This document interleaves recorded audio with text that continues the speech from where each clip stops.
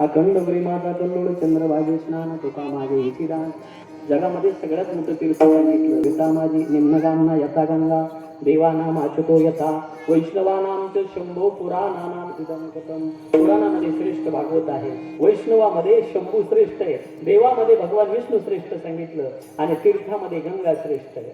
पण इथं चंद्रभागेश ना आता मैपती महाराज माझी श्रेष्ठ गंगा याहून विशेष चंद्रभागा. नुसती डोळ्यानं जरी पाहिली चंद्रभागा तर किती पुण्य सांगितलं, किती दोष जळून जातात. म्हणून तुकोबाराय म्हणले देवा पण रंगा पारा चंद्रभागेमध्ये मला स्नान घडावं एवढं दे. माझ्या अल्पमती बुद्धीप्रमाणे मी या अभंगावरती बोललो. माझा प्रवास खूप लांबचा आणि पुढे आल्यानंतर खरं तर आमचा रस्ता चुकला का काय मला कळत न.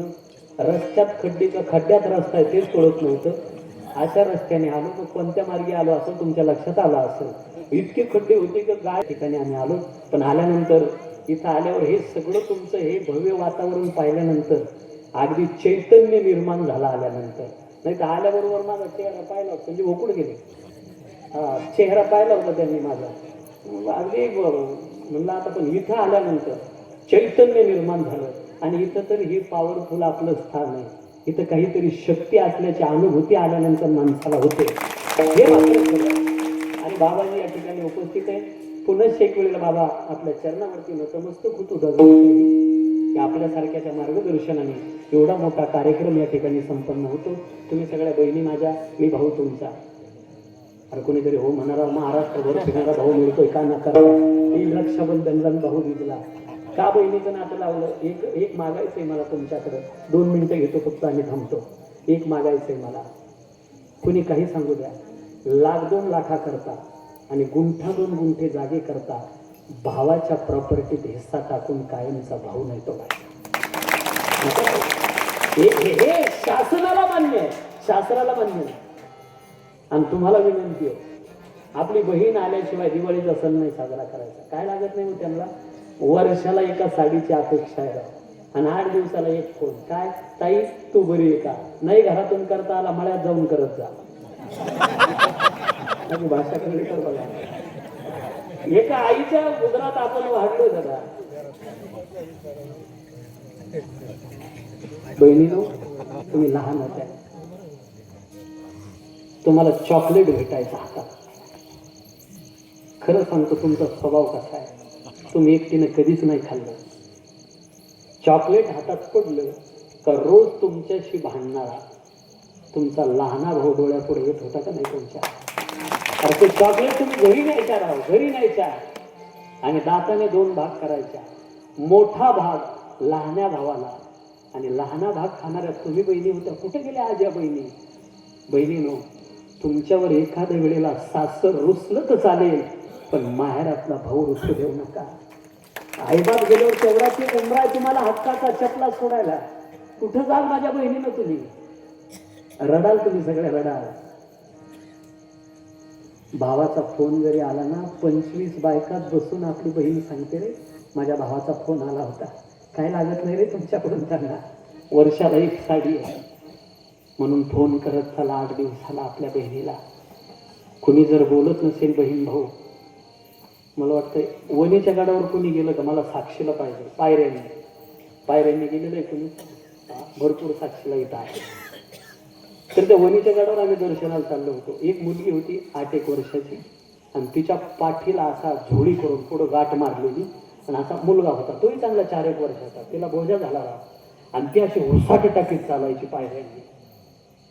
तिला मी बोललो म्हणलं बा तुला बोजा झाला मी घेऊ का.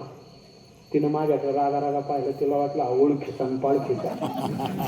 पुढं जागेवर तर नाही बघा, एक आला का लक्षात, एक जागेवर पत्र टाकले वरून. आता तिथं तिला बसायचं होतं, ती अशी बसायला लागली. तर ते पाठीमागं लोंबलेला बसता येईल. काय केलं तिनं घातशील रे, कारण ऐका, खाली वागते अशी आणि हातानं एक एक पायरी चढायला लागली. आता मला सहन नाही झालं, मी थोडा कवळ्या अंतकरणाचा माणूस आहे, माझं रडू जवळ आहे. मी तिला म्हणलं, ए बाळ, तुला खरंच बोजा झाला का त्याचा? मी घेतो, आण, मी नाशिकचा आहे, वरती गेलं का तुझ्याकडे देऊन टाकतो त्याला, आण माझ्याकडं. ती पोरगी उभी राहिली आणि असं धारदार उत्तर दिलं ना, मरेपर्यंत विसरणार नाही. ती पोरगी म्हणे, महाराज तुमचं दोनदा ऐकलं, त्याचा बोजा झाला असेल, त्याचा बोजा झाला असेल. कसा बोजा होईल महाराज, तो माझा सक्का भाऊ आहे. घरी गेलो आणि त्याच दिवशी डायरीत एक वाक्य लिहून ठेवलं, भाऊ किती वजनाचा असू द्या, बहिणीला भावाचा बोजा कधीच होत नसतो, कधीच होत नसतो. मुक्ताबाईला माझ्या चिमुरड्या मांडे भाजायला भांड मिळालं नाही म्हणून रडत बसली आणि ज्ञानादादा जाऊन तोंडावून हात फिरवतात. ए मुक्ते, ज्या बहिणीला भाऊ पाठीराखा असतो ना, तेव्हा रडायची काय गरज आहे? तुला कशाची उणीव आहे? मांडे भाजायला तवा नाही ना, काळजी कशाला करते? बहिणी करता हा भाऊ पाठीचा तवा करायला तयार आहे. नुसते बोलले नाही माऊली, योगाच्या सामर्थ्यानं लाल मुंड पाठ केली. वनव्यासारखे माऊली वाटतात आणि सांगता, मुक्ता केलाय ना ग पाठीचा तवा, टाक पाठीवरती मांडा. मायबाप, बहिणी करता पाठीचा तवा करणारा भाऊ याच महाराष्ट्राच्या मातीत जन्माला आलेला होता. त्याचा विसर पडू देऊ नका बहीण भावांनी. म्हणून विनंती आहे, कुणी बहीण भाऊ जर बोलत नसतील, त्यांनी सकाळी उठल्या उठल्या पहिलं काम करायचं. बोलत नसतील तर होऊन फोन करा, बहिणीनं तुम्ही माघार घ्या ना, जाऊ द्या ना, तुमचं रक्त आहे ना ते. अरे आई गेल्यावर तुम्हीच आई बनू शकता भावाची, होऊन फोन करा. ए दादा, आम्ही रात्री कीर्तनात ऐकलं, संपत्ती श्रेष्ठ नाही, रक्ताची नाती श्रेष्ठ आहे. म्हणून जे झालं ते विसरून जा, पण आता मात्र नव्या नात्याला सुरुवात करायची. जर आपण बोलत नसू दोघं, तर आपल्या आईच्या दुधाचा तो अपमान असेल गड्या. म्हणून मी माघार घ्यायला तयार आहे आणि बोलायचं बरं का नव्यानं. तुमचं रस्ते माफ करेल तुम्हाला, नाहीतर दादा तुम्ही माघार घेणार आहे. तुम्ही फोन करा तुमच्या बहिणीला, ए ताई, अहो रात्रीची घटना सांगतो मी, रात्रीची इंदापूरची. जागर काला तिथंच होता माझा, कधीच न बोललेले 3 वर्षापासून. कीर्तन झाल्या 7 ते 9 कीर्तन होतं आणि 4 किलोमीटर वरती बहीण होती. कीर्तन झाल्या फोन करून बहिणीला भेटायला जातो. 3 वर्षापासून न बोललेला माणूस.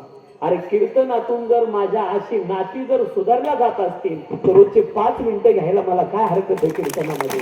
म्हणून रक्ताची नाती संवादा झालेली शिवा मौली ज्ञानोबरायाच्या चरणी, प्रभू रामचंद्राच्या चरणी समर्पित करून शेवटला पूर्ण विराम देतो. ज्ञानेश्वर